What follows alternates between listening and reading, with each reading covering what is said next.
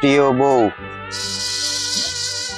আশা করি আল্লাহর রহমতে ভালোই আছো। আলহামদুলিল্লাহ, আমিও ভালো আছি। বাবা মাকে আমার সালাম দিও। জাহিদ ভাই, কি লিখতেছেন আপনি? ভাই চিঠি লিখতেছি ভাই। কার কাছে চিঠি লিখতেছেন? ভাই বাড়িতে চিঠি লিখতেছি।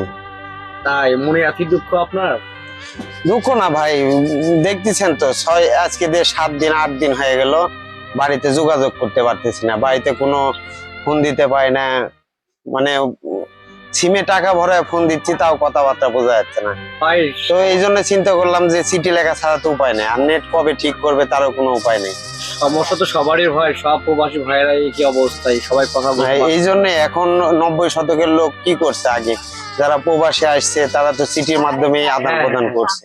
তো আমাদের আবার ওই 90 শতকে ফিরে যাওয়া ছাড়া কোনো উপায় নেই। হ্যাঁ ভাই, রাইট কথা বলছেন। কারণ বাংলাদেশে যে অবস্থা, কবে নেট ছাড়বে, প্রতিদিন দেখি কালকে নেট ছাড়বে, কালকে নেট ছাড়বে, আবার কোনো জায়গায় দিচ্ছে 1 মাস, কোনো জায়গায় 2 মাস, কোনো জায়গায় 3 মাস, 3 মাস পরে নেট ছাড়তে পারে।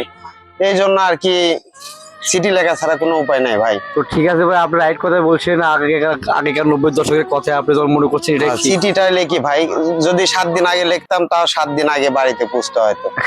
চিঠি লেখা ছাড়া কোনো উপায় নাই ভাই। চিঠি লিখি, লিখিয়ে দেখি বাড়িতে পাঠান যায় কিনা। ওকে ভাই, দেখেন।